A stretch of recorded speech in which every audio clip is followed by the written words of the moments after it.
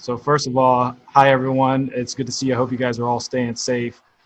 Before we jump into everything, I actually want to take a little bit of time just to acknowledge, Dick Goddard's passing today. Dick, he was a statistician for 43 years with our radio team. I never had the pleasure of meeting him, but I wanted to extend condolences to his family on behalf of the Browns organization. All right, so training camp. We're excited to get our players, our staff back into the building in what's been very eventful spring and summer.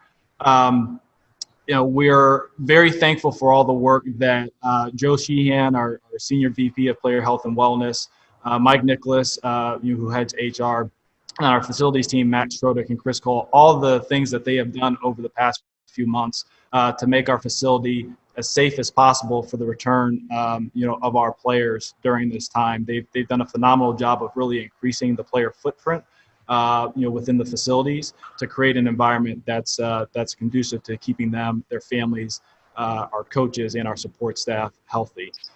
We all understand that there's a shared responsibility in this thing over the next several months.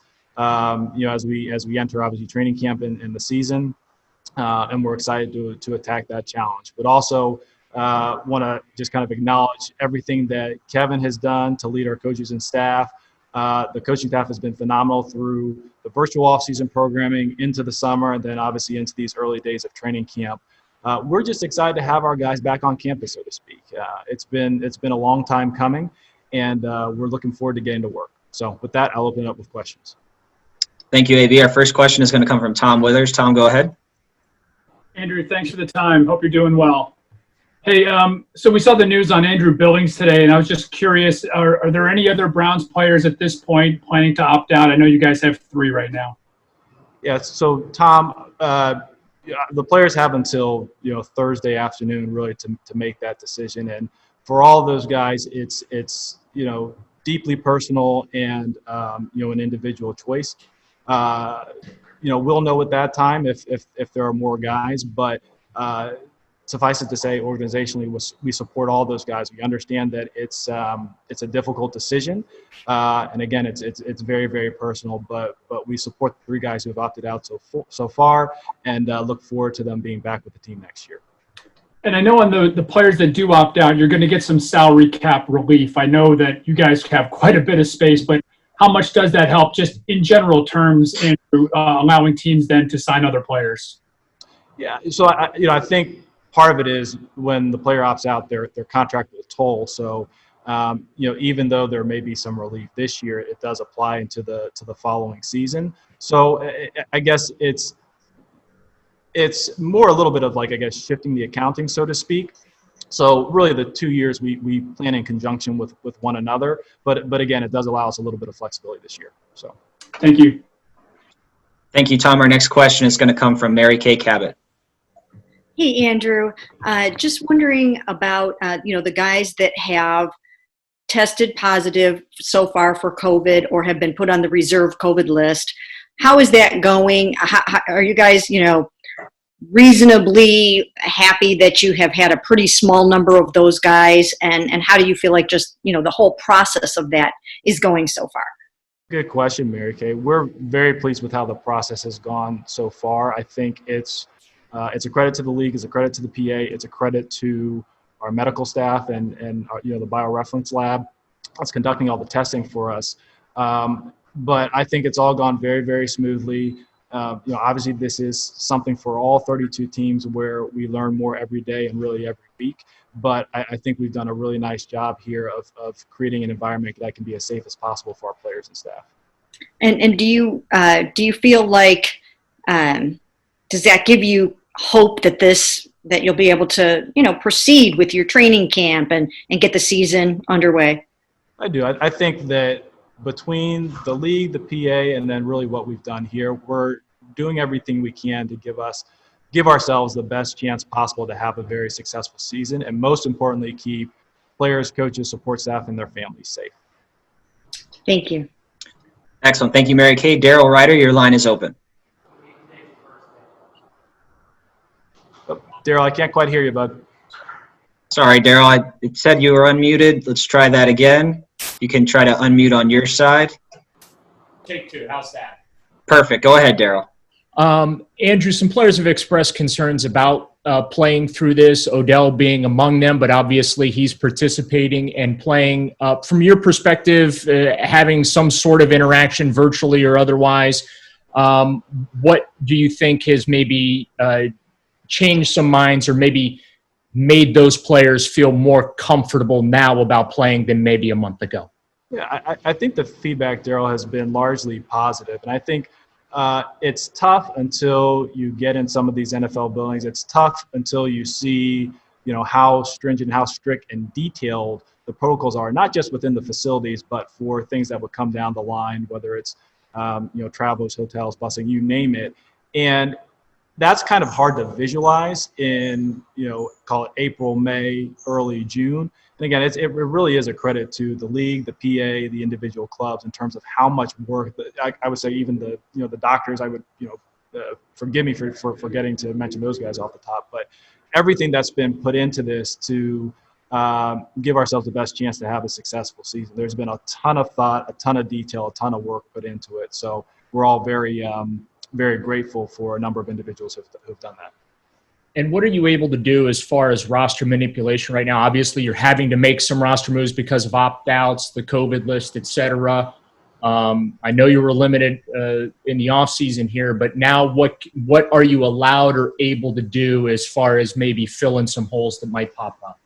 Yeah, I don't think those mechanics, Daryl, have changed too much in terms of our process for, evaluating, players who are available externally. I think the logistics are a little bit different than we've seen them in prior years, whether it's travel or, the different phases of the testing protocols if we were to bring in players who aren't currently, on the roster. And then obviously there are a lot more restrictions regarding, tryouts if we were to bring players in for a tryout.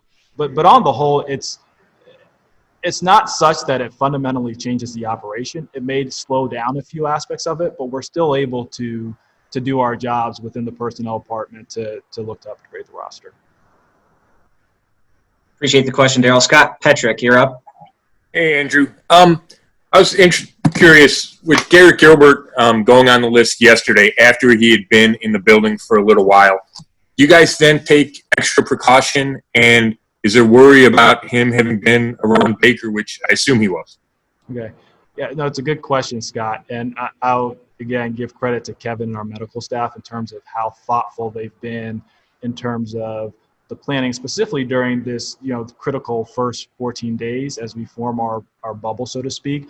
Really all of our meetings have been virtual up until this point.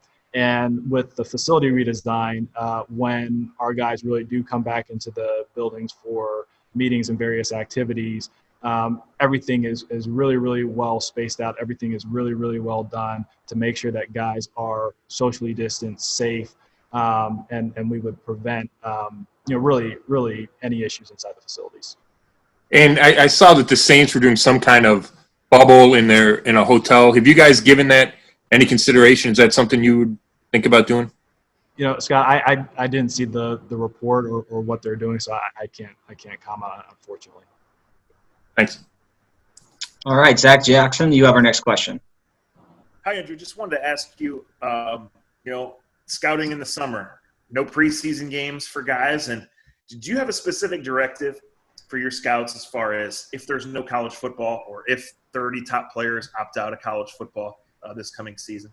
No, that's a fantastic question, Zach. I think that, right now there's a fair amount of work in the summer that we typically do that can already be executed by our scouts, largely through film work. We're still a few weeks away in terms of really having to execute anything travel related. We have talked through and planned through a number of contingencies, but the reality of it is, all of us, we want certainty. We're creatures of habit. And that's not something that we have at this point in time, right? There's still a fair amount of unknowns with different colleges within the college football, some are moving to the spring. And then, schools are still working through restrictions as it pertains to NFL scouts. So it's just something that for us, our theme has been flexibility and adaptation, and we've got to be able to pivot, as we get more information. But we do have a number of contingencies in place. We're really focused on the things that we can control at this point in time, and as we get more information, we'll make more definitive decisions in that regard. Thank you, Zach. Our next question is from Jake Trotter. Jake, your line is open. Yeah, hey, Andrew. I'm sure you read Odell's comments in the Wall Street Journal yesterday. Here's what he also said on his YouTube channel in June. We're in a place where people are really being affected, economy is being affected, people are dying, and yet with everything going on, football is this important. What does that say about us?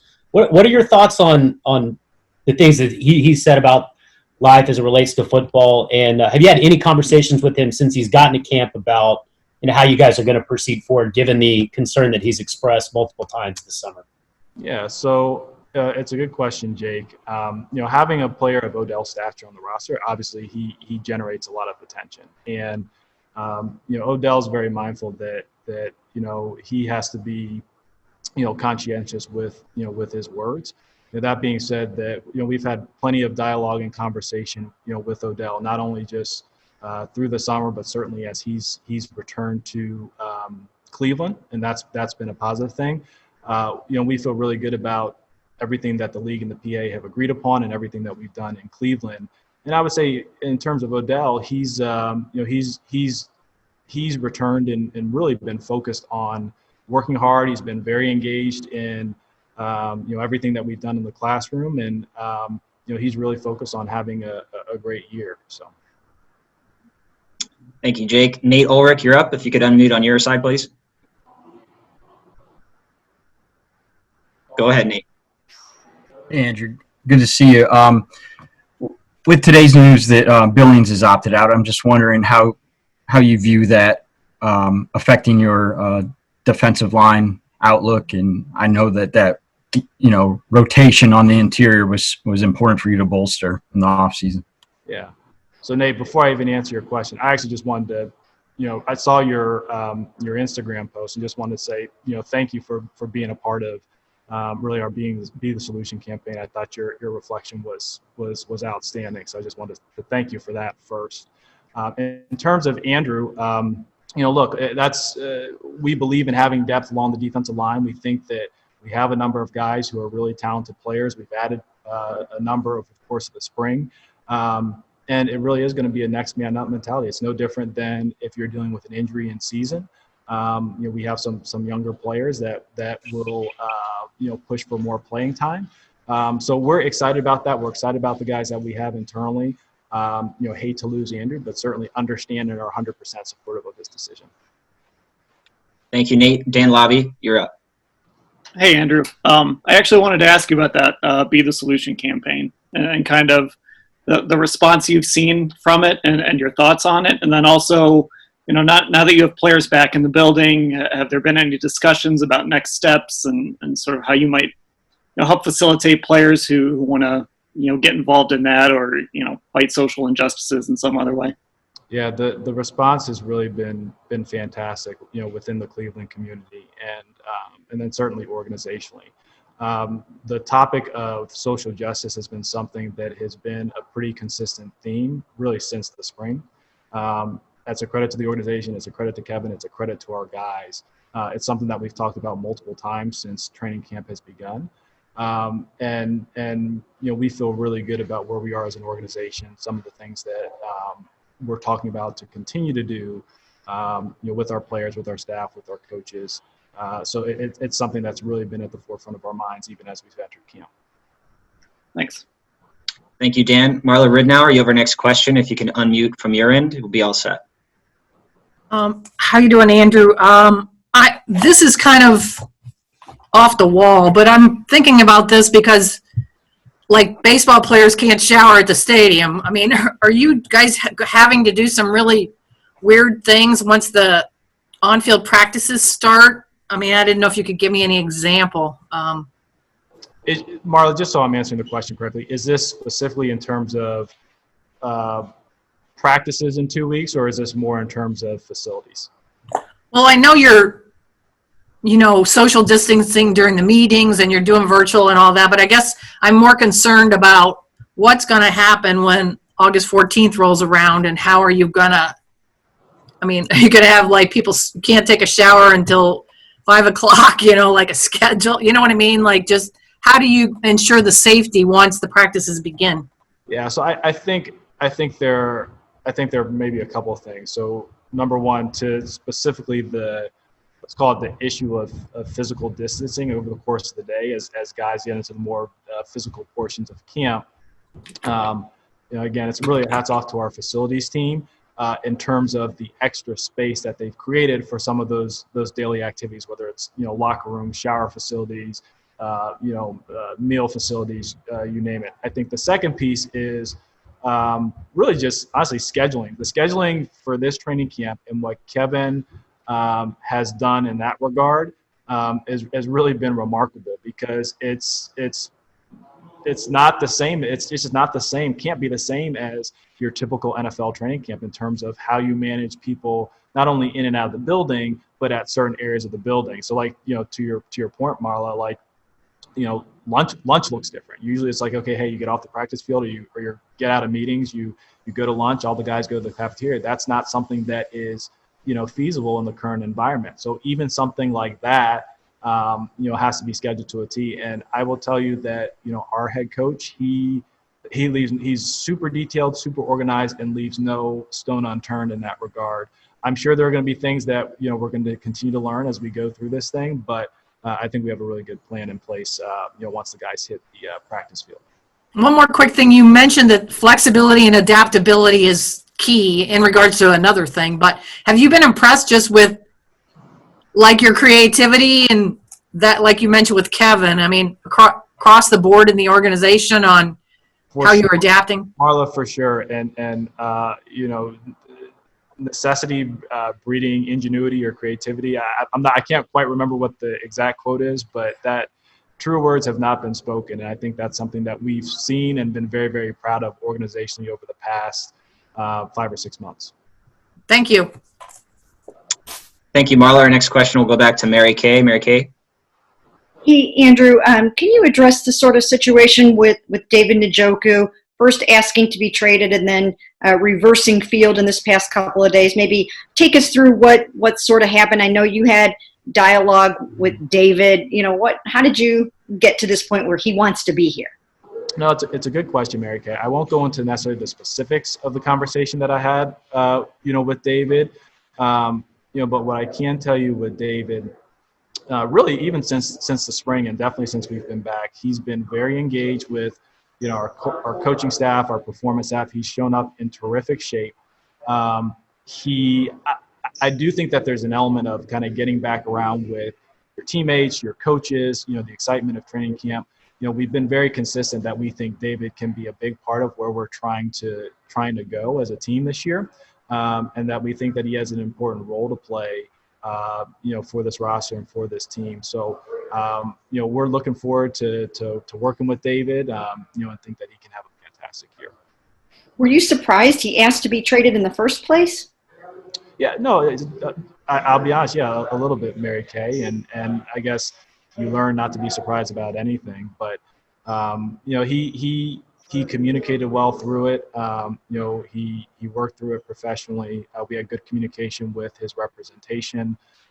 We think we're in a pretty good place right now. Thank you. Thank you, Mary Kay. We have 5 hands up. Tom, Scott, Jake, Nate, and Dan will take these last 5 questions, and then we'll wrap there. Tom, your line is open. Hey, Andrew, you referenced something before that I wanted to touch on, and that's managing people outside of the building. Baseball's problems with the virus have really increased once the teams went out, traveled on the road, etc.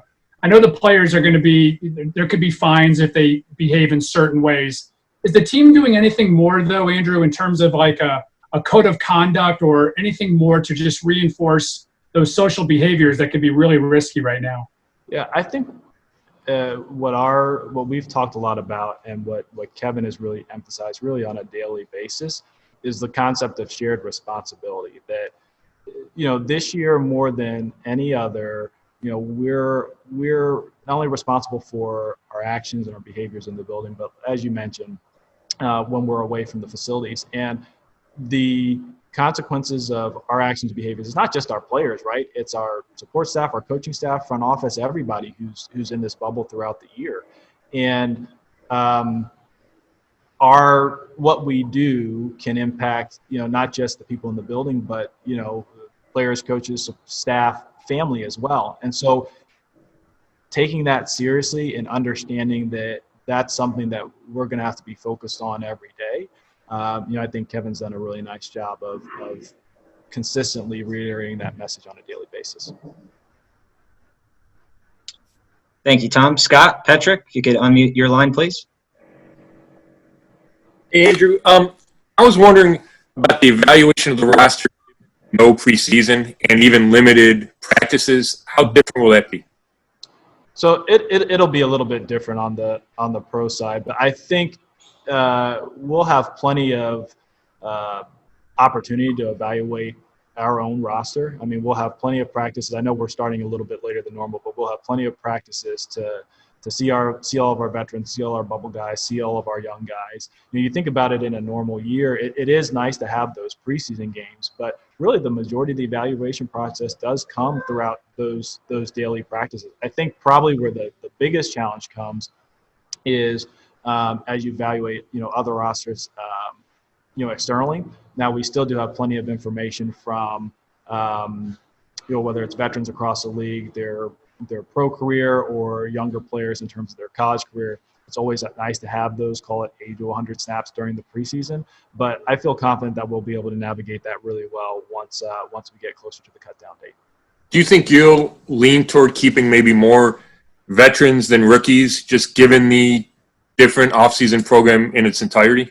I think it's too early to say. I think it really will come down to how the guys perform over these next couple of weeks. I think there are plenty of rookies that can hit the ground running, and they have a great opportunity out in front of them, to prove that they can catch on quickly. So I don't know that I would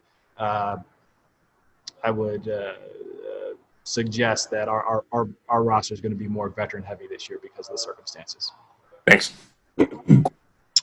Jake Trotter, your line is open. Yeah, Andrew, what have your impressions so far been of Baker with players now, finally being in the building? And then kind of looking back on the offseason you guys had and everything that you did, it felt like, I think to a lot of us that, it was about better supporting Baker and trying to get the best out of him. How much of that was an emphasis, a priority for you this offseason? And then again, because everybody's been gone all offseason, just your first impressions of Baker now that he's been back with everybody else. Yeah, Baker has really been outstanding this entire spring and summer. Level of engagement with the coaching staff, getting up to speed mentally with the system, his interaction with his teammates. He came back and added 4 pounds of lean mass, cut body fat, came back in terrific shape.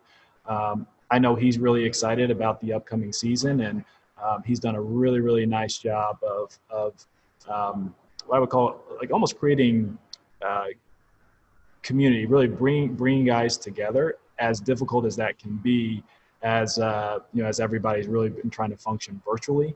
We're all really excited about him entering the year. Great. We'll go back to Nate and then close with Dan. Nate, if you can unmute on your side, you'll be ready. Andrew, thanks for what you said. I always hit the mute too soon on this to chime in, but I wanted to ask you, it wasn't that long ago, although it seems like a long time ago, that you signed Myles Garrett to a huge contract extension, and his message was, keep betting on me. And I just wanted to ask you, why did you feel comfortable making that huge investment in him this offseason when you addressed doing this coming off suspension, but there is some degree of unknown as to how he's going to react in his comeback attempt here. So why were you comfortable betting on him at this point? Yeah, I think for Myles, I feel fortunate to have come in where, I had 2 years worth of scouting Myles at Texas A&M. A couple, we part of drafting him, a number of years with him in the building, obviously left for Philly for a year and coming back. I really feel very comfortable with Myles, both the player and the person, understanding that, he made a mistake last year, but in terms of what he does on the field, in terms of what he does while he's in our building, in terms of what he does in the community. Just feel great about the player and the person. And for us to have an opportunity to, have him under contract for the next 7 years, we thought that was, really a great opportunity for our organization. And obviously it gives him long-term security as well. So for me, I felt like we really had enough information to know how he was going to respond. And then how big of a deal was it for you guys to reach that new contract with Olivier Vernon to give Miles that running mate on the other side of the line? Yeah, we feel good about really both our bookends, Nate. We think that Miles and OV, they can be a really strong duo for us this upcoming season. Obviously we want to make sure that OV stays healthy and stays on the field, and we think that we can be tough to block up front when those two guys are really going. Thank you, Nate. And our last question is from Dan Lobby. Go ahead, Dan.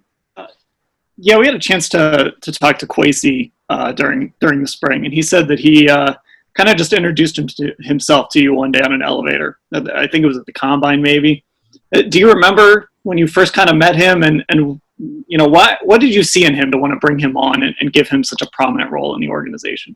Yeah, so we had, I had heard about him. We had had both worked with an individual at separate stops, and so kind of knew of one another.